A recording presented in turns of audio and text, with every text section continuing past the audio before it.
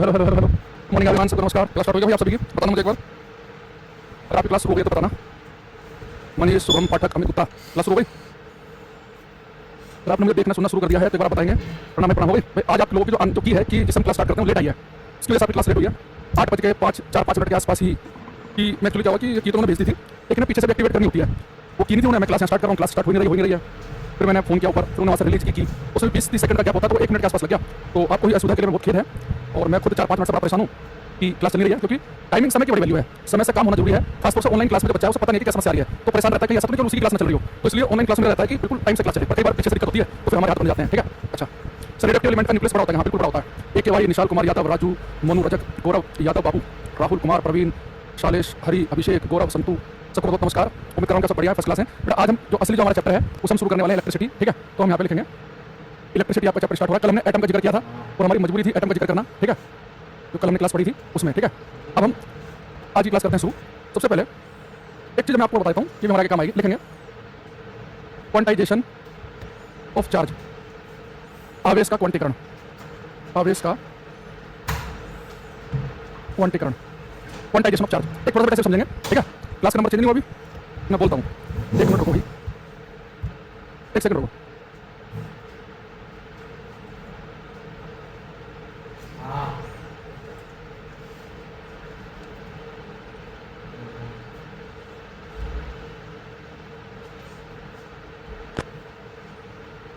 देखो, quantization of charge, आवेश से क्वांटीकरण बात है। सबके कमेंट दिखा, ये मत करो क्लास में, कमेंट दिखा नहीं दिख रहा है।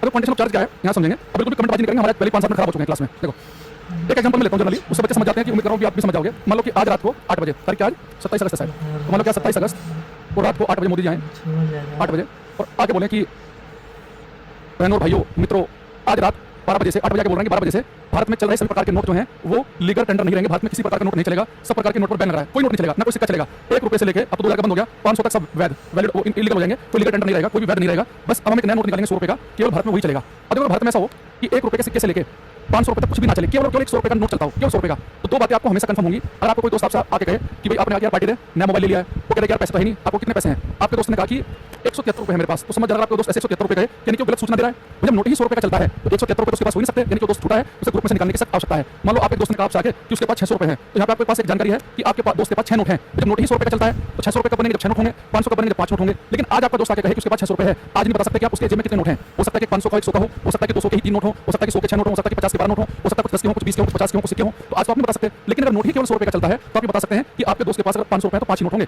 आप ये बता सकते हैं आपका दोस्त कह रहा है कि 525 रुपए उसकी जेब में है तो झूठ बोल रहा है। यानी कि जब भी किसी दोस्त के पास अमाउंट होगा तो 100 के मल्टीपल में होगा, 100 की गुणा में होगा। 500 रुपए हो सकते हैं, 600 हो सकते हैं, 800, 1200, 1800, 1899 रुपए नहीं हो सकते। बस अगर ये बात आप समझ गए कि किसी के पास अमाउंट है तो 100 के मल्टीपल में होगा। वैसे आप समझो क्वांटाइजेशन ऑफ चार्ज क्या कहता है कि अगर किसी वस्तु के ऊपर चार्ज आवेश है तो किसी वस्तु के ऊपर चार्ज हमेशा जितना एक इलेक्ट्रॉन के ऊपर चार्ज है, जितना एक इलेक्ट्रॉन के ऊपर चार्ज होता है हमेशा उसके इंटीजर मल्टीपल में होता है, उसके पूर्णांक में होता है। इसका मतलब ये कि किसी वस्तु के ऊपर चार्ज होगा हमेशा तो हमेशा क्या होगा? ऐसा हो सकता है 2e, 3e, 5e, 6e, 7e, यानी कि जो n की वैल्यू है यहाँ पर वो एक इंटीजर होगी, फ्रैक्शन नहीं होगी। 1, 2, 3, 4, 5 हो सकती है, तो n की जो वैल्यू है वो इंटीजर हो सकती है, पूर्णांक हो सकती है, लेकिन पॉइंट में नहीं हो सकती। यानी किसी भी वस्तु के ऊपर चार्ज है तो हमेशा कितना चार्ज होगा? जितना एक इलेक्ट्रॉन पर चार्ज है उसके इंटीजर मल्टीपल में, उसके पूर्णांक गुणक, यानी कि जो नंबर यहाँ पे होगा वो होगा 5, 6, 7, 8, 9, 10, 11, 12, 13 ऐसा होगा। मान लो कि अगर मैं आपसे कह दूं कि एक वस्तु के ऊपर चार्ज है 1.22e, समझ जाना कि गलत है। किसी वस्तु पर चार्ज हो सकता है जितना एक इलेक्ट्रॉन पर चार्ज है उसके इंटीजर मल्टीपल में, इंटीजर नंबर से पूर्णांक, यानी कि 2e चार्ज हो सकता है, 3e हो सकता है, 3.5 नहीं हो सकता। तो किसी वस्तु के ऊपर जो चार्ज होता है जितना एक इलेक्ट्रॉन के ऊपर चार्ज है उसके मल्टीपल में होता है, यानी किसी वस्तु के ऊपर चार्ज होता है ne के बराबर। और यहाँ पे जो e का मतलब है चार्ज ऑन इलेक्ट्रॉन, जितना इलेक्ट्रॉन पर चार्ज होता है, चार्ज ऑन 1 इलेक्ट्रॉन। तो एक इलेक्ट्रॉन पर जितना चार्ज है वो मैंने कल बताया था, उसे हम e से लिखते हैं, और n की वैल्यू इंटीजर ही हो सकती है। जैसे मान लो अगर मैं आपसे कहूं एक वस्तु के ऊपर चार्ज है 100e, तो ये हो सकता है कि नहीं? आपका आंसर बिल्कुल हो सकता है। किसी वस्तु के ऊपर चार्ज 100e हो सकता है, 99.7e हो सकता है, सर ये नहीं हो सकता। और किसी वस्तु के ऊपर 100e चार्ज है, इसका मतलब पता क्या है? जितना चार्ज 100 इलेक्ट्रॉन मिलकर बनाएंगे उतना चार्ज है। भाई e क्या है? 1 इलेक्ट्रॉन पर चार्ज, तो 100e क्या होगा? जितना चार्ज 100 इलेक्ट्रॉन मिलकर बनाएंगे। 60e का मतलब क्या? जितना चार्ज 60 इलेक्ट्रॉन मिलकर बनाएंगे। और यहाँ पे जो n है जिसकी वैल्यू इंटीजर में होगी ये होता है नंबर ऑफ इलेक्ट्रॉन्स, और चार्ज 100e है यानी जितना चार्ज 100 इलेक्ट्रॉन मिलकर बनाएंगे। n का मतलब है इलेक्ट्रॉनों की संख्या, नंबर ऑफ इलेक्ट्रॉन्स, इलेक्ट्रॉनों की संख्या। तो इस बात को दोबारा समझना। अगर मैं आपसे कहूं कि एक वस्तु के ऊपर कितना चार्ज संभव है तो आप बोलेंगे एक वस्तु के ऊपर चार्ज संभव है जितना एक इलेक्ट्रॉन पर चार्ज होता है उसके इंटीजर मल्टीपल में होना चाहिए। यानी e के आगे 50 लिखा हो, 60 लिखा हो, 51, 52 ठीक है, लेकिन फ्रैक्शनल पॉइंट वैल्यू नहीं होनी चाहिए। तो किसी इलेक्ट्रॉन पर चार्ज होता है ne के बराबर, और यहाँ पे n की वैल्यू केवल और केवल इंटीजर में होगी। दूसरी बात मैंने क्या बोला कि जो n का मतलब होता है इलेक्ट्रॉनों की संख्या। इसका मतलब ये है अगर एक वस्तु पर 150 e चार्ज है यानी जितना चार्ज 150 इलेक्ट्रॉन मिलकर बनाएंगे उतना चार्ज है। अब ये बात आपको कितनी बढ़िया समझ में आई? अब हम कुछ क्वेश्चन आपसे पूछने वाले हैं, आपको इनका आंसर देना है। 1-2 क्वेश्चन जो मैंने कल की क्लास में बताया था आपको उसे भी लेंगे हम, कल की क्लास और आज की क्लास है।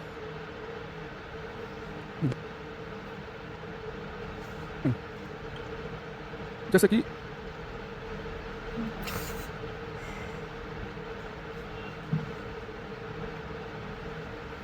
इस वाले प्रैक्टिस हाँ जी ये वाला क्वेश्चन करना भाई, ये क्वेश्चन करने की कोशिश करो सभी। अरे यहाँ पर इलेक्ट्रॉनों की संख्या है, ऑर्बिट नंबर वाई हुआ एक वस्तु पर कितना चार्ज होगा वो एन ई के बराबर है। यहाँ पे एन का मतलब इलेक्ट्रॉनों की संख्या, मतलब एक वस्तु पर चार्ज है 20 ई, यानी जितना चार्ज 20 इलेक्ट्रॉन मिलकर बनाएंगे, वस्तु पर चार्ज 12 ई, जितना चार्ज 12 इलेक्ट्रॉन मिलकर बनाएंगे, इसका मतलब ये है। तो यहाँ पे लिखा है निम्नलिखित में से कौन सा आवेश संभव नहीं है, कह रहा कि कौन सा चार्ज संभव नहीं है आपको बताना है। पहले लिखा है 1.6 गुना 10 की पावर माइनस 19 कूलम। अच्छा आपको पता है कि 1.6 गुना 10 की पावर माइनस 19 कूलम ये वैल्यू कितनी क्या होती है ई की, मैंने कल आपको बताया था कि एक इलेक्ट्रॉन पर चार्ज कितना होता है 1.6 गुना 10 की पावर माइनस 19 कूलम, ठीक है। अब ये 3.2 लिखा है कि 132 यानी कि चार्ज हो गया 2 ई के बराबर, 132 ये हो गया 4 ई के बराबर, ये बेटा 1.6 का आधा यानी कि चार्ज हो गया 0.5 ई। तो हमें पता है कि किसी वस्तु पर जो चार्ज होता है जितना एक इलेक्ट्रॉन पर चार्ज है उसके इंटीजर मल्टीपल में उसका पूर्णांक होना चाहिए आगे नंबर। तो ये चार्ज भी संभव है, एक वस्तु पर चार्ज ई के बराबर हो सकता है, वस्तु पर चार्ज 2 ई भी हो सकता है, 3 ई भी, 4 ई भी, 5 ई भी, लेकिन आगे वाली जो वैल्यू है वो फ्रैक्शन में नहीं हो सकती, यानी आंसर इसका डी ऑप्शन। इन बच्चों ने डी लिखा इसका, विजय, राहुल, विश्वजीत, अनुराग, साहिल, रोशन, रोकी, इन सबका ठीक है। ऐसे बेटा कल को मान लो क्वेश्चन आपसे पूछूं कि इनमें से कौन सा चार्ज संभव नहीं है, तो ऐसे लिख सकता है पेपर में 2.33 ई, एक लिख सकता है 125 ई, एक लिख सकता है 79 ई, एक लिख सकता है 3 ई। कौन सा चार्ज संभव नहीं है? आप आंसर यहाँ पर भी जितना एक इलेक्ट्रॉन पे चार्ज है उसका आगे इंटीजर लिखा है, ये भी संभव है, पूर्णांक वैल्यू ये भी संभव है, ये भी संभव है, लेकिन चार्ज जो है वो ऐसा नहीं हो सकता कि फ्रैक्शन में हो, यानी कि ये वाला चार्ज संभव नहीं है, ये हमारा आंसर है। तो किसी वस्तु पर जो चार्ज होता है वो जितना एक इलेक्ट्रॉन पर चार्ज है उसके गुणक में हो सकता है, उसके मल्टीपल में हो सकता है, वो भी इंटीजर मल्टीपल गुणक होना चाहिए 2 3 4 5 6, फ्रैक्शन वाली वैल्यू होनी चाहिए, ठीक है। अच्छा अब एक क्वेश्चन आते हैं, ये बेटा इंपॉर्टेंट है, ये रेलवे, एसएससी, एनडीए, सीडीए सबके लिए इंपॉर्टेंट है ये। करो ये सुगम कुमार, हरि कृष्णा, विजय, गौरव, करते रहो।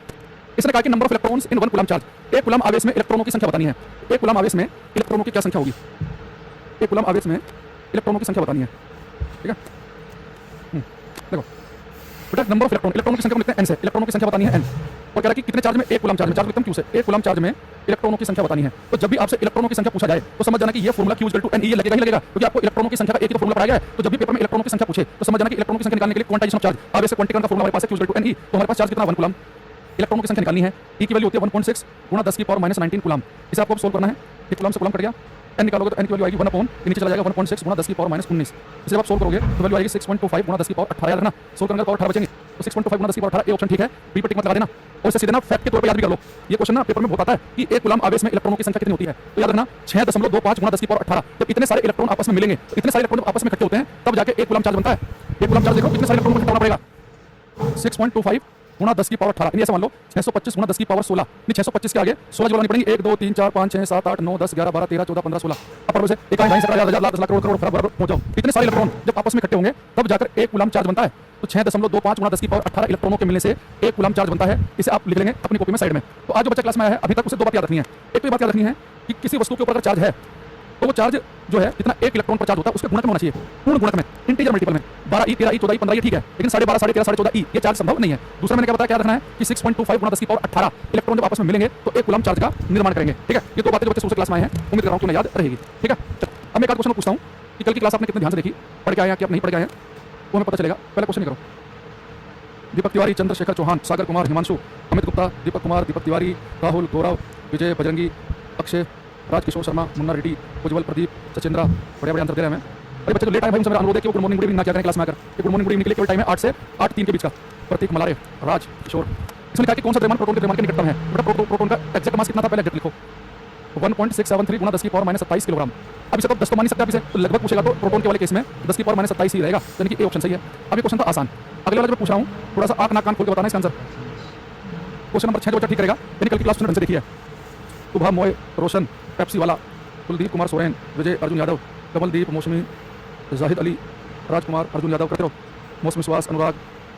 इसने कहा है इन ए मेटल, एक धातु में, बेटा जो मेटल होते हैं आपको पता होता है कंडक्टर सुचालक, तो बताया था कि मेटल जो है कंडक्टर सुचालक का एग्जांपल है, कंडक्टर सुचालक। तो कह रहा है कि इसमें मेटल में और electrons are free to move, सभी इलेक्ट्रॉन फ्री होते हैं मूव करने के लिए। एक कह रहा है कि और electrons are bound to their parent atom, सभी इलेक्ट्रॉन अपने मूल परमाणु से बंधे होते हैं। देयर आर नो इलेक्ट्रॉन, इनमें कोई इलेक्ट्रॉन नहीं है। Some electron are free to move, कुछ इलेक्ट्रॉन गति करने के लिए स्वतंत्र हैं। अब आपको पता चल गया कि मेटल होते हैं ये कंडक्टर में फ्री इलेक्ट्रॉन बहुत सारे होते हैं, तो यहाँ पे कह रहा है कि कोई इलेक्ट्रॉन नहीं होता, तो गलत हो गया। सारे के सारे इलेक्ट्रॉन एटम से बंधे होते हैं, ये गलत हो गया। बेटा जब कंडक्टर होते हैं फ्री इलेक्ट्रॉन होते हैं बहुत सारी मात्रा में। कैसे? मैंने आपसे कहा था कि न्यूक्लियस के चारों तरफ अलग अलग कक्षाओं में इलेक्ट्रॉन चक्कर काटते रहते हैं, तो बाहर वाली कक्षा से इलेक्ट्रॉन बाहर निकल गया, फ्री इलेक्ट्रॉन हो गया। तो इनमें बेटा बहुत सारे फ्री इलेक्ट्रॉन होते हैं, लेकिन ये बहुत सारे बच्चे ए ऑप्शन पर टिक लगा देते हैं। बेटा मेटल जो होता है कंडक्टर है, कंडक्टर फ्री इलेक्ट्रॉन होते हैं बहुत सारे अरबों खरबों में, लेकिन अरबों खरबों कैसे इलेक्ट्रॉन बनते हैं? तो सबसे बाहर वाली कक्षा का इलेक्ट्रॉन है कि वही तो बाहर निकलता है, बाकी इलेक्ट्रॉन तो चक्कर काट रहे हैं। सारे के सारे इलेक्ट्रॉन फ्री नहीं होते। ऐसा नहीं होता कि न्यूक्लियस है इसके चारों तरफ अलग अलग कक्षाओं में इलेक्ट्रॉन चक्कर काट रहे हैं, तो बेटा सबसे बाहर वाली कक्षा का इलेक्ट्रॉन होता है ना वो बाहर निकलता है। ये बाकी तो चक्कर काट रहे हैं, सारे के सारे इलेक्ट्रॉन फ्री नहीं होते। जितने भी इलेक्ट्रॉन चक्कर काट रहे थे न्यूक्लियस के सारे ही फ्री हो गए नहीं। सबसे बाहर वाली कक्षा के इलेक्ट्रॉन चक्कर काट रहे हैं वो बाहर निकलते हैं, लेकिन थोड़े से हिस्से में ही अरबों खरबों एटम होते हैं, और हर एटम से एक इलेक्ट्रॉन बाहर निकलेगा तो फ्री इलेक्ट्रॉन भी अरबों खरब हो जाएंगे। तो कंडक्टर में सुचालक में फ्री इलेक्ट्रॉन अरबों खरब होते हैं, तो अरबों खरबों कैसे बनते हैं? हर एक एटम से एक आध इलेक्ट्रॉन बाहर निकलता है, किसी से एक निकला, किसी से दो निकले, किसी से एक, किसी से दो, तो भी अरबों खरब हो जाएंगे। सारे के सारे इलेक्ट्रॉन फ्री नहीं होते, बाकी तो भी चक्कर काट रहे हैं। इसका आंसर बनेगा डी ऑप्शन। बहुत सारे बच्चे जो हैं वो ए पर्टिकुलर कि सारे इलेक्ट्रॉन फ्री होते हैं, बेटा सारे इलेक्ट्रॉन फ्री हो गए, न्यूक्लियस एक तरफ और सारे इलेक्ट्रॉन फ्री हो गया तो प्लाज्मा स्टेट बन जाती है, स्टेट बदल जाएगी। तो कुछ इलेक्ट्रॉन फ्री होते हैं मूव करने के लिए, बात है कि कुछ की संख्या ही अरबों खरबों में है, ठीक है। और इलेक्ट्रॉन सारे इलेक्ट्रॉन फ्री नहीं होते, बाकी अभी चक्कर काट रहे हैं, कुछ ही फ्री होते हैं, ठीक है। अब सबसे काम के टॉपिक पे आते हैं, लिखेंगे इलेक्ट्रिक पोटेंशियल। इलेक्ट्रिक पोटेंशियल, वैद्युत विभव। इलेक्ट्रिक पोटेंशियल, वैद्युत विभव। देखो बेटा, समझने के लिए मैं थोड़ा सा कुछ रफ कार्य करना पड़ेगा पहले यहाँ पे। पंकज वो सही था, सुब्रमण्या सुबह मोए कह रहे हैं सर ये तो सेमीकंडक्टर नहीं, सेमीकंडक्टर में तो फ्री इलेक्ट्रॉन बहुत ही कम होते हैं मूव करने के लिए। कल मैंने बताया था कि कंडक्टर में फ्री इलेक्ट्रॉन अरबों खरबों होते हैं, बहुत सारे फ्री इलेक्ट्रॉन होते हैं। इंसुलेटर में फ्री इलेक्ट्रॉन होता ही नहीं है, मुक्त इलेक्ट्रॉन होता ही नहीं है। सेमीकंडक्टर में होती गिने चुने होते हैं, लेकिन कंडक्टर में बहुत सारे फ्री इलेक्ट्रॉन होते हैं, अरबों खरबों होते हैं, और अरबों खरबों में केवल एक इलेक्ट्रॉन भी निकलेगा ना एटम से तो भी अरबों खरब हो जाएंगे। सारे के सारे इलेक्ट्रॉन को फ्री होने की जरूरत नहीं, बाकी तो चक्कर ही काटते रहेंगे, सबसे आखिरी कक्षा के इलेक्ट्रॉन ही बाहर आता है, ठीक है। देखो इसके लिए बेटा मैं थोड़ा सा एक रफ काम मैं कर रहा हूँ यहाँ पे, रफ वर्क। इसे आपको लिखना नहीं है, ये पोटेंशियल को समझाने के लिए है, रफ कार्य। बोर्ड के एग्जाम में करते थे ना, पता नहीं आपके टाइम पे ऐसा था कि नहीं है, हमारे टाइम पे तो क्या होता बोर्ड के एग्जाम में कि एक तरफ में लाइन खींच लेते थे, उसमें लिखते थे रफ वर्क, रफ कार्य, है ना। ये लास्ट के एक पेज टीचर बोलता था कि रफ वर्क के लिए बना लो, और उस पर कहता था टीचर की लिखना जो एक रफ वर्क, और बाद में उसे काट देना, है ना। अच्छा अब एक चीज देखना, अगर मैं आपसे कहूँ कि बेटा यहाँ पर एक वस्तु है, इसका मास द्रव्यमान है m किलोग्राम, और इस m किलोग्राम की वस्तु को मैं h हाइट ऊपर लेके चला जाऊँ, तो इस m किलोग्राम की वस्तु को h हाइट ऊपर लेके जाने में मुझे कितना कार्य करना पड़ेगा। ये बात हम पढ़ते हैं जब मैं आपको वर्क पावर एनर्जी का चैप्टर पढ़ाता हूँ, कार्य शक्ति और ऊर्जा वाला चैप्टर, तो आपको डिटेल में आएगा, पूरा हो सकता है कि एक दिन इसी के ऊपर बात चले, ठीक है। अच्छा देखो अभी हमारे पास में ये सरफेस पे वस्तु रखी है, इसका मास m है। अब इस वस्तु को मैं h हाइट ऊपर लेके गया, तो वहाँ पे चीज पढ़ेंगे कि अगर m किलोग्राम की वस्तु को h हाइट ऊपर लेके जाए, m किलोग्राम की वस्तु को हम h हाइट ऊपर लेके जाए तो हमें कितना कार्य करना पड़ेगा। पहले समझो कि मैं कार्य करना क्यों पड़ता है, अपने आप से चीजें क्यों नहीं हो रही। भाई बताओ, जब किसी वस्तु को ऊपर उठा के लेके जाओगे तो ग्रेविटी तो हर चीज को नीचे खींचती है, ग्रेविटी यानी कि धरती माता जो बल लगाती है उसको ग्रेविटी कहते हैं। जब किसी वस्तु को ऊपर लेके जाओगे तो आपको ग्रेविटी के खिलाफ काम करना पड़ता है, धरती खींचेगी अपनी तरफ को, संभाल कर छोड़ नीचे गिरा ग्रेविटी की वजह से। तो किसी वस्तु को जब मैं ऊपर लेके जाता हूँ तो हम पढ़ेंगे क्लास में, जब किसी वस्तु को h हाइट ऊपर लेके जाए तो हमें कितना कार्य करना पड़ता है, mgh के बराबर। तो किसी वस्तु को h हाइट ऊपर लेके जाने में आपको mgh कार्य करना पड़ेगा। कुछ बच्चे कहेंगे आप सर कैसे बात कर रहे हो, किसी वस्तु को ऊपर लेके गए आप कह रहे हो कि mgh कार्य करना पड़ेगा ग्रेविटी के खिलाफ, लेकिन ये mgh फॉर्मूला तो हमने पोटेंशियल एनर्जी स्थितिज ऊर्जा का भी पढ़ा है कि अगर कोई वस्तु जमीन से h हाइट ऊपर हो तो उसकी पोटेंशियल एनर्जी उसकी स्थितिज ऊर्जा होती है mgh। ये बिल्कुल ठीक पढ़ा आपने। एक्चुअली होता क्या है कि जब किसी वस्तु को ऊपर लेके जाते हो तो किसी वस्तु को जब ऊपर लेके जाओगे तो ऊपर लेके जाने में जितना कार्य आपको करना पड़ेगा वही कार्य उसकी पोटेंशियल एनर्जी कहलाता है साइड पर। तो किसी वस्तु को मैं ऊपर लेके जाने में 100 जूल कार्य करना पड़ा तो इस साइड पर इस वस्तु की पोटेंशियल एनर्जी 100 जूल होगी। तो किसी वस्तु को h हाइट ऊपर लेके जाने में जितना कार्य करना पड़ता है वो कार्य उसकी पोटेंशियल एनर्जी के रूप में स्टोर हो जाता है। किसी वस्तु को ऊपर लेके जाने में 500 जूल काम करना पड़ा तो मैं कहूंगा इसकी यहाँ पे पोटेंशियल एनर्जी 500 जूल है। ये बात आपने पढ़ी नहीं पढ़ी, पहले बताओ मुझे। तो एक धुंधला ऐसा तो नहीं है कि जो क्लास में सीधे से चलाया हो, 9 10 क्लास स्किप की हो और सीधे कंपटीशन की तैयारी करने आ गया हो। इतना सबने पढ़ा हो 9 क्लास में, किसी वस्तु को ऊपर उठाने में जितना कार्य करेंगे कितना mgh वही कार्य उसकी पोटेंशियल एनर्जी स्थितिज ऊर्जा कहलाएगा, ठीक है। ये कुछ याद है कि नहीं सब तुम्हें, ये भूल गए हो, एक आध याद नहीं, सीधे फिजिक्स मैंने जो है वो आपसे पढ़ना शुरू किया जीवन में। तो ग्राउंड पोटेंशियल जीरो क्यों होता है, वो रेफरेंस लाइन आपकी मर्जी है, जो रेफरेंस लाइन होती है ना वहाँ पे हाइट h जीरो हो जाएगी, मतलब यहाँ से पोटेंशियल एनर्जी नाप रहे हैं। ये बच्चा कह रहा है कि जीरो क्यों होता है, ग्राउंड पे h की वैल्यू जीरो तो पोटेंशियल एनर्जी जीरो हो जाएगी। पढ़ा है, बहुत बढ़िया, अगर आपने पढ़ा है तो मेरा काम आसान हो गया। अब इस बात को साइड में याद करके रखना। अब मैं आ रहा हूँ इलेक्ट्रिक पोटेंशियल पे। देखो एक चीज बताओ, मान लो बेटा मैं पे चार्ज है प्लस क्यू, अगर मैं इसके पास दूसरा चार्ज लेकर आ गया तो आप कहोगे सर आपने बताया था कल की क्लास में कि हमारे पास दो चार्ज पार्टिकल हो, अगर दोनों पॉजिटिव हैं तो एक दूसरे को प्रतिकर्षित रिपेल करेंगे, एक पॉजिटिव एक नेगेटिव अटैक करेंगे। आपने बताया था ना कि इलेक्ट्रॉन प्रोटॉन अटैक करते हैं, प्रोटॉन प्रोटॉन या electron electron sorry proton electron attack करेंगे आकर्षित करेंगे, लेकिन प्रोटॉन प्रोटॉन या इलेक्ट्रॉन इलेक्ट्रॉन रिपेल प्रतिकर्षित करेंगे। ये आपने बताया था। लेकिन क्या होता ना, ये चार्ज पार्टिकल तो रखा है यहाँ पर और एक चार्ज पार्टिकल रखा आपके घर में, ये दोनों आपस में एक दूसरे को अटैक करेंगे या रिपेल कर लेंगे क्या, आपको नहीं नहीं करेंगे। भाई कोई भी चार्ज से मान लो मैं चुंबक रख दूं, मान लो चुंबक है यहाँ पर, चुंबक मुझे पता है कि दूसरे चुंबक पर फोर्स लगाती है, लेकिन एक चुंबक मेरे घर में हो और एक आपके घर में हो, एक दोनों चुंबक के भाग भाग के चिपक जाएंगे आपस में नहीं। यानी किसी भी चुंबक के आसपास एक क्षेत्र होता है, अगर उस क्षेत्र में दूसरी चुंबक आएगी तभी आपस में दूसरे फोर्स लगाएंगे। तो ऐसे कोई भी चार्ज पार्टिकल होता है ना, उसके आसपास एक क्षेत्र होता है, फिर उस क्षेत्र में दूसरा चार्ज आएगा तो तभी उसके ऊपर फोर्स लगेगा। जैसे मेरे पास में चार्ज पार्टिकल है, मान लो कोई प्रोटॉन है, अगर इसके आसपास दूसरा चार्ज पड़ा हो तो कुछ नहीं करेंगे आपस में, ना आकर्षित ना प्रतिकर्षित। अगर वो चार्ज पार्टिकल इसके क्षेत्र में आ गया, इस क्षेत्र में आगे मैंने सर्कल बनाया तभी इसके ऊपर लगाएगा। तो किसी चार्ज के आसपास का वो क्षेत्र जिसमें दूसरा चार्ज आने पर बल लगे उसे कहते हैं इलेक्ट्रिक फील्ड, उसे कहते हैं वैद्युत क्षेत्र, इलेक्ट्रिक फील्ड वैद्युत क्षेत्र। ठीक, यानी कि अगर एक चार्ज पार्टिकल यहाँ है दूसरा यहाँ रखा है तो कुछ नहीं करेंगे आपस में, यहाँ रखा है कुछ नहीं करेंगे, यहाँ रखा है कुछ नहीं करेंगे, लेकिन जैसे वो इस बाउंड्री को कूद जाएगा इसके क्षेत्र में घुसेगा। तो मान लो कि जैसे इंडिया पाकिस्तान की बाउंड्री है, ठीक है, हमारा कोई पाकिस्तान यहाँ घूम रहा हो, हमें कोई समस्या नहीं है, लेकिन उसने गलती से इसे क्रॉस करने की कोशिश की, उसे लपेटा जाएगा, लपेटा जाएगा, आपको बिल्कुल लपेटा जाएगा, है ना, सीधे भगवान के पास भेज जाएगा उसे। तो ऐसे यहाँ पर भी है, तो इस इधर घूम रहा है तो कोई समस्या नहीं है, लेकिन जैसे उस क्षेत्र में आएगा ये पेनिट्रेट करने की कोशिश करेगा, अब इसके ऊपर फोर्स लगाएगा। अब मान लो कि मेरे पास में एक चार्ज पार्टिकल है यहाँ पर, ठीक, इसकी बाउंड्री से बाहर है, बट इसकी बाउंड्री से बाहर का मतलब बोलेंगे कि वो इन्फिनिटी पे है, अनंत पे। अनंत का मतलब है कि इससे काफी दूर है। अनंत का मतलब ये नहीं है कि दूसरा चार्ज पार्टिकल कोई अरबों खरबों किलोमीटर दूरी हो, बस इसके वैद्युत क्षेत्र से बाहर है। अनंत का मतलब ये है, अभी हमारे पास एक चार्ज पार्टिकल था, इसके वैद्युत क्षेत्र से, इसके इलेक्ट्रिक फील्ड से बाहर एक दूसरा चार्ज रखा है। और बेटा मैं इस दूसरे वाले चार्ज को अनंत से लेकर इसके फील्ड में लेकर आऊंगा, लेकर अंदर आ रहा हूं, जैसे मैं अंदर घुसूंगा तो ये तो रिपेल करेगा, प्रतिकर्षित करेगा, इस दूर भगाएगा, भाई मेरे अंदर क्षेत्र में क्यों आ रहे हो, लेकिन जबरदस्ती से लेकर मान लो कि मैं इस पॉइंट पी तक लेके आ गया, बेटा इस चार्ज पार्टिकल को अनंत से इस बिंदु P तक लेकर आने में मुझे जितना कार्य करना पड़ा वही कार्य इस पॉइंट पर इलेक्ट्रिक पोटेंशियल कहलाएगा। जैसे मैंने यहाँ पर ग्रेविटी के खिलाफ जितना काम किया, ग्रेविटी के खिलाफ जितना कार्य किया वही कार्य पोटेंशियल एनर्जी कहलाएगा। ऐसे ही ये इस चार्ज पार्टिकल के क्षेत्र में जब मैं इसे लेकर आऊंगा तो मुझे ये क्या करेगा, इसे दूर धक्का मारेगा। ये तो इस चार्ज पार्टिकल को जब मैं यहाँ पर लेकर आऊंगा तो मुझे जितना काम करना पड़ेगा वही कार्य इलेक्ट्रिक पोटेंशियल कहलाता है। तो पोटेंशियल की डेफिनेशन बताती है हमें कि एकांक आवेश को यानी कि यूनिट चार्ज को, भाई एकांक आवेश का मतलब होता है कि 1 कूलम आवेश को, तो एकांक आवेश को अनंत से वैद्युत क्षेत्र के किसी बिंदु तक लाने में जितना कार्य करना पड़ता है वही कार्य उस बिंदु पर इलेक्ट्रिक पोटेंशियल वैद्युत विभव कहलाता है। थोड़ी डेफिनेशन अजीब सी है, लिखूंगा तो क्लियर हो जाएगी। डेफिनेशन क्या है कि आई डेफिनेशन में 1 कूलम चार्ज लेना है कि 1 कूलम यानी कि एकांक आवेश यूनिट चार्ज को अनंत से काफी दूर से अनंत से वैद्युत क्षेत्र के किसी बिंदु तक लाने में कुछ कार्य करना पड़ेगा। जितना काम करोगे वो इलेक्ट्रिक पोटेंशियल कहलाएगा। जैसे किसी वस्तु को उठाओगे, ग्रेविटी के जितना खिलाफ काम करोगे वही कार्य पोटेंशियल एनर्जी कहलाता है। यहाँ पर भी जितना काम करोगे वो इलेक्ट्रिक पोटेंशियल कहलाएगा। तो वैद्युत विभव क्या होता है कि अनंत से वैद्युत क्षेत्र के किसी बिंदु तक एकांक आवेश को लाने में क्या क्या कार्य है। ठीक है, ठीक। अच्छा, अब यहाँ पर लिखेंगे हम इसमें डेफिनेशन लिखेंगे, थोड़ा टाइम लगेगा। ये जो सबसे यही थोड़ा 10-15 थोड़े से अजीब से है, उसके बाद चैप्टर बहुत आसान हो जाता है। तो शुरू में थोड़ा सा डेफिनेशन में जब मैं 2-4-5 नंबर करा दूंगा आपको धीरे धीरे इसे फील आने लगेगा, पर टाइम लगेगा, एकदम नहीं आएगा। पहले मैं हिंदी लेता हूँ, एक साल बाद लिखेंगे। एकांक आवेश को, एकांक का मतलब 1 कूलम मान लो ना, एकांक आवेश को अनंत से वैद्युत क्षेत्र के एकांक आवेश को अनंत से वैद्युत क्षेत्र के एकांक आवेश को अनंत से वैद्युत क्षेत्र के किसी बिंदु तक लाने में किया गया कार्य उस बिंदु पर वैद्युत विभव कहलाता है। उस बिंदु पर वैद्युत विभव कहलाता है। इंग्लिश में लिखेंगे the work done to bring a unit charge from infinity to a point in electric field to a point in electric field is called electric potential at that point। एकांक आवेश को अनंत से, अनंत यानी कि दूर से, अनंत यानी कि तारों पे चले गए, एकांक आवेश को अनंत से वैद्युत क्षेत्र के किसी बिंदु तक लाने में क्या कार्य उस बिंदु पर वैद्युत विभव कहलाता है। The work done to bring a unit charge from infinity to a point in electric field is called electric potential at that point. ठीक है, अच्छा दूसरी चीज आपको, सर आप जो चार्ज लेकर आ रहे हो, आप जब चार्ज को लेकर आएंगे तो ये वाला चार्ज को प्रतिकर्षित करेगा, रिपेल करेगा, तो हमें उसके खिलाफ से लेकर आना पड़ेगा। तो जरूर थोड़ा रिपेल ही करे, आप इसे नेगेटिव ले लेंगे, अगर आप इसे नेगेटिव लेते तो अटैक करता। अब ध्यान रखना, बाय डेफिनेशन जब चार्ज लेकर आएंगे वो पॉजिटिव चार्ज होना चाहिए। इलेक्ट्रिक पोटेंशियल क्या होता है कि एकांक धनात्मक आवेश को, यहाँ पर एक शब्द जोड़ देना कि एकांक धनात्मक आवेश होना चाहिए। एकांक धनात्मक आवेश को अनंत से वैद्युत क्षेत्र के किसी बिंदु पर लाने में क्या कार्य उस बिंदु पर वैद्युत विभव कहलाता है। The work done to bring a unit positive charge from infinity to a point in electric field is called electric potential at that point. अब यहाँ पे फॉर्मूला बना रहा हूँ, उसका नाम समझ के पूछूंगा। बेटा मान लो कि मुझे क्यू चार्ज लाने में W कार्य करना पड़ा, क्यू का मतलब 5 कूलम 10 कूलम 12 कूलम, तो मतलब कि मुझे 10-12 कूलम चार्ज लाने में W कार्य करना पड़ा, तो 1 कूलम लाने में कितना करना पड़ेगा, हमें तो देखना कि 1 कूलम एकांक आवेश के लिए चेक करना है, तो 1 कूलम लाने के लिए काम करना पड़ेगा W/Q, और 1 कूलम लाने में जितना कार्य करना पड़ता है वो तो पोटेंशियल कहलाता है। तो पोटेंशियल का फॉर्मूला बनेगा W/Q। इसमें भी आपको मैं बताऊंगा इस फॉर्मूले से। तो पोटेंशियल का फॉर्मूला रखेंगे, पोटेंशियल का फॉर्मूला होता है कि कितना कार्य किया बटे कितना चार्ज लेकर आए, ये पोटेंशियल को लिखते हैं V से। तो पोटेंशियल का फॉर्मूला होता है W/Q। रट लो से, ये रेलवे का तो फेवरेट है, इससे क्वेश्चन बहुत पूछता है वो। तो पोटेंशियल का फॉर्मूला कितना वर्क कितना कार्य किया बटे कितना चार्ज लेकर आए, W/Q।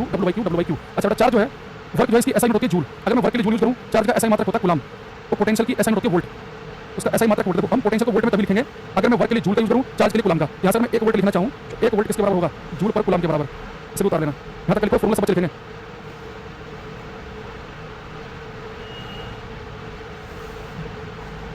एकांक आवेश को एक बिंदु से दूसरे बिंदु, अब देखो एकांक आवेश को अनंत से वैद्युत क्षेत्र के किसी बिंदु तक लेकर जाने में क्या कार्य है उस बिंदु पर वैद्युत विभव कहलाता है। अगर एकांक आवेश के लिए मालूम है, एकांक आवेश के लिए क्यू चार्ज लेगा, क्यू मतलब 5-7 कूलम, तो क्यू चार्ज लाने में W काम करना पड़ा, तो एकांक आवेश लेना पड़ेगा W/Q, तो V की वैल्यू हो जाएगी W/Q के बराबर। ठीक है, अच्छा दूसरी चीज एक चीज देखना, अगर मैं इसे अनंत से इस बिंदु तक लेकर आया तो मैंने कहा कि क्यू चार्ज को अनंत से यहाँ तक लेकर आया मैं, ठीक है, तो जितना कार्य किया पोटेंशियल कहलाया। लेकिन मैं इसी इलेक्ट्रिक फील्ड के अंदर ही, इसी के अंदर ही इस क्यू चार्ज को मान लो बिंदु A से बिंदु B तक लेकर जाऊं, बिंदु A से B तक, तो एकांक आवेश को वैद्युत क्षेत्र के अंदर ही एक बिंदु से दूसरे बिंदु तक ले जाने में जो कार्य करना पड़ेगा वो दोनों बिंदुओं के बीच का विभवांतर कहलाएगा पोटेंशियल डिफरेंस। देखो अनंत से किसी बिंदु तक लाने में क्या कार्य पोटेंशियल, लेकिन एक से दूसरे बिंदु तक ले जाने में क्या कार्य कहलाता है पोटेंशियल डिफरेंस। तो पोटेंशियल डिफरेंस क्या होता है कि एकांक आवेश को वैद्युत क्षेत्र के एक बिंदु से दूसरे बिंदु तक ले जाने में क्या कार्य, दोनों का डेफिनेशन लगभग सेम है, बस यहाँ पे क्या लिखा हमने कि अनंत से किसी बिंदु तक लाने में क्या कार्य, विभवांतर में क्या लिखेंगे कि एक बिंदु से दूसरे बिंदु तक लेके जाने में क्या कार्य। एक बार इसका डेफिनेशन लिख लेंगे, देखेंगे एकांक धनात्मक आवेश को वैद्युत क्षेत्र के एक बिंदु से दूसरे बिंदु तक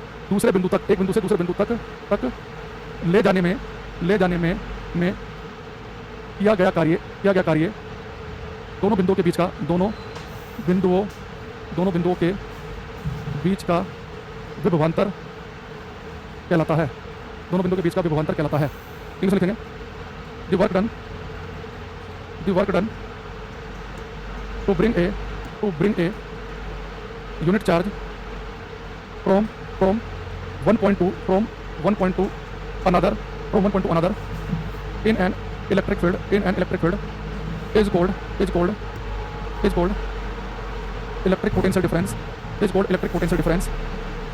बिटवीन दीज टू पॉइंट्स दोबारा सुनिए ध्यान से, इसमें टाइम लगता है इस टॉपिक में। मैंने कहा कि एकांक आवेश को एक बिंदु से दूसरे बिंदु तक ले जाने में क्या कार्य कहलाता है? विभवांतर। मतलब तुम क्यू चार्ज लेके आए तो क्यू चार्ज लेके आने में डब्ल्यू कार्य करना पड़ा, तो एकांक आवेश लाने में कितना कार्य करना पड़ेगा? W by Q. और एकांक आवेश को एक से दूसरे बिंदु तक लाने में क्या कार्य कहलाता है? विभवांतर। विभवांतर एकदम डेल्टा वी से, यानी विभव हो उसका फॉर्मूला डब्ल्यू बाई क्यू है, विभवांतर हो उसका फॉर्मूला डब्ल्यू बाई क्यू है। तो दोनों पोटेंशियल पूछे चाहे पोटेंशियल डिफरेंस पूछे, दोनों का फॉर्मूला डब्ल्यू बाई क्यू है। बस फर्क क्या है कि यहाँ पर कार्य क्या है? एक से दूसरे बिंदु तक ले जाने में क्या कार्य है? और पोटेंशियल में क्या कौन सा कार्य होता है? अनंत से एक बिंदु से दूसरे, अनंत से किसी बिंदु तक लाने में क्या कार्य है? तो पोटेंशियल में कार्य कौन सा है? अनंत से किसी बिंदु तक लाने में क्या कार्य है? और पोटेंशियल डिफरेंस में कौन सा कार्य है? एक बिंदु से दूसरे बिंदु तक लेके जाने में क्या कार्य है? तो यहाँ पे भी वोल्ट में नापेंगे, पोटेंशियल डिफरेंस की एसआई यूनिट वोल्ट होती है, वोल्ट। ठीक है, अब हमारे पास में एक बार मैं आपको दोबारा बता देता हूं, जैसे आपसे कोई पोटेंशियल पूछे विभव, तो विभव का फॉर्मूला याद रखेंगे डब्ल्यू बाई क्यू। कितना कार्य किया बटे कितना चार्ज लेकर आए, पोटेंशियल डिफरेंस कितना कार्य किया बटे कितना चार्ज लेकर आए, दोनों का फॉर्मूला सेम है। यहां पर भी डब्ल्यू बाई क्यू निकालना है, यहां पर भी डब्ल्यू बाई क्यू निकालना। याद रखना जब न्यूमेरिकल करो, ये चार्ज को कूलम में रखना और वर्क को किस में रखना है? जूल में रखना है। ठीक है, एक चीज याद रखेंगे बेटा, जो पोटेंशियल डिफरेंस है इसका एक नाम और होता है, कई बार पेपर में पोटेंशियल डिफरेंस यूज नहीं करता, विभवांतर का एक अदर नाम होता है वोल्टेज। तो अगर कहते हैं कि दो बिंदुओं के बीच का पोटेंशियल डिफरेंस 12 वोल्ट है, ये भी कह सकता है कि वोल्टेज 12 वोल्ट है, तो विभवांतर का अदर नेम होता है वोल्टेज, अदर नेम है वोल्टेज। अब जितना मुझे आपको बताना था मैंने बता दिया, अब मैं आपसे केवल क्वेश्चन पूछूंगा। ठीक है, चलो अब आपका टेस्ट शुरू है, 1 बाय 1 गोली के रफ्तार से आपको क्वेश्चन करना है। पहले क्वेश्चन ये करो,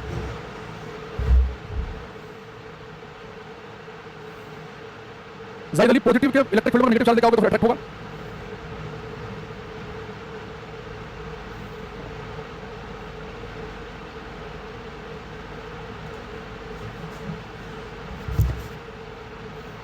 इसने कहा कि एक बिंदु पर विभव 20 वोल्ट का है, तो कोई पॉइंट है उस पर पोटेंशियल कितना है?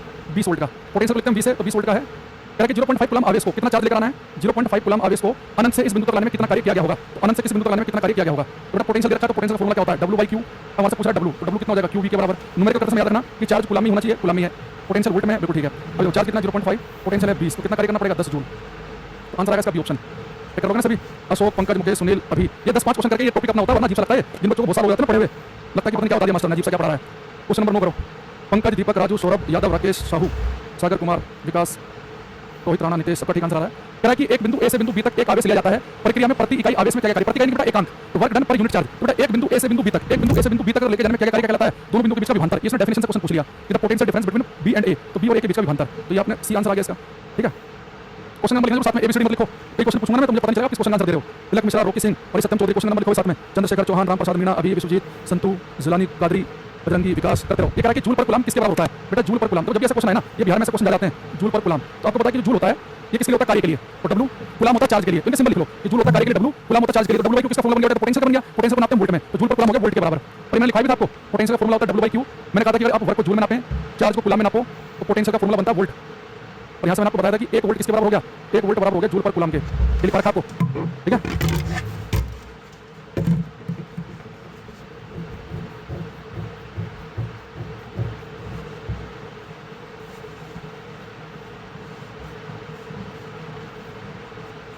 ये क्वेश्चन करो, क्वेश्चन नंबर 29।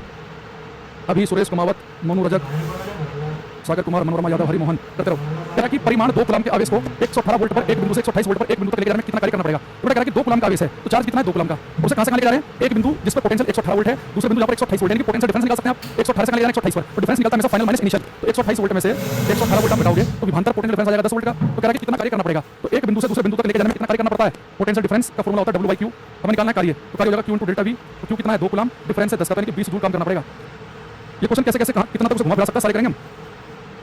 20 जुलाई से इसका आंसर मैं आपको देखना पसंद करूंगा। Question number 33। भाई आप कहने के बाद भी खाली सीसी लिख रहे हो, क्वेश्चन नंबर जो बच्चा नहीं लिख रहा होगा किसी कमेंट नहीं पढ़ा जाएगा। सबसे पहले तरीका क्या? क्वेश्चन नंबर लिखो, फिर उसके आगे एबीसीडी लिखो जो भी आपको ठीक लग रहा है। शुभम तोमर, अच्छा आंसर दे रहे हैं। अनुराधा कुमारी का भी ठीक है। सूर्या, अनुराग यादव का पिछला क्वेश्चन का ठीक है। दीपक, शुभम, ये खाली एबीसीडी वाला काउंटिंग करूंगा। अब बेटा इस क्वेश्चन में हल्का सा घुमाया, कह रहा है कि 5 मिली कूलम के आवेश को अनंत से बिंदु पी तक लाने में कितना कार्य करना पड़ेगा? जिस पर विभव 12 वोल्ट है, तो विभव कितना लिखा है? 20 लिखते हैं, 12 वोल्ट है, विभव है 12 वोल्ट है। देखो अनंत से कितना चार्ज लेकर आ रहे हैं? 5 मिली कूलम। ये चार्ज है 5 मिली कूलम। तो मुझे बताओ कि मैंने कहा कि जब आप न्यूमेरिकल करेंगे तब हमेशा ऐसा यूनिट यूज करेंगे। तो चार्ज की यूनिट मैंने कूलम लिखाई, आपको मिली कूलम लिखाई, तो मिली का मतलब होता है बेटा 10 की पावर -3। तो इसे आपको मिली कूलम को कूलम में बदलना पड़ेगा। वो मिली दे दे जाता हूं माइक्रो चार्ज देता हूं, इतने माइक्रो कूलम का है। अगर बेटा माइक्रो लिखे वो, तो इसमें यहां पे लिख दूं 1 माइक्रो कूलम। माइक्रो एकदम मुंह से, तो माइक्रो का मतलब होता है 10 की पावर -6 कूलम माइक्रो, और मिली का मतलब होता है 10 की पावर -3। तो बस आपको क्वेश्चन हो जाएगा। तो पोटेंशियल क्या होता है? W by Q. तो डब्ल्यू किसके बराबर आएगा? क्यू इनटू वी के। तो चार्ज कितना है? 5 गुणा 10 की पावर -3, और ये कितना है? 12। तो 12 5 60 गुणा 10 की पावर -3।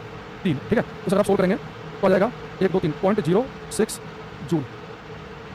ठीक है, 0.06, तो 0.06 यानी कि बी करेक्ट आंसर है इसका। तो जिस बच्चे ने मिली कूलम को कूलम में नहीं बदला उसका गलत हो सकता है ये। बाकी वैसे ज्यादातर बच्चों को ठीक दिख रहा है मुझे। एक आध बच्चे ने ए लिखा है उसका गलत है। तो मैं उम्मीद करके चल रहा हूँ कि आप सब बच्चे जो है वो पोटेंशियल और पोटेंशियल डिफरेंस का क्वेश्चन तो कर ही लेंगे। पोटेंशियल क्या होता है W/Q, पोटेंशियल डिफरेंस विभवांतर भी क्या होता है W/Q। बस क्या याद रखना है कि चार्ज कूलम में होना चाहिए और कार्य जो है वर्क जो है वो जूल में ही होना चाहिए। ठीक है, बहुत बढ़िया, बहुत बढ़िया। ठीक है, तो बेटा इस बात को ध्यान रखना। तो फिर से मैं एक बार आपको रिवाइज करा देता हूँ। हमने क्या बताया आपको कि अगर आपसे कहे कि अनंत से किसी बिंदु पर लाने में क्या कार्य, उस बिंदु पर पोटेंशियल, एक से दूसरे बिंदु तक ले जाने में क्या कार्य, दोनों बिंदु के बीच का विभवांतर। ये डेफिनेशन से हमने क्वेश्चन कर लिया है। इनके न्यूमेरिकल से क्वेश्चन आता है, याद रखना, इंपॉर्टेंट है ये।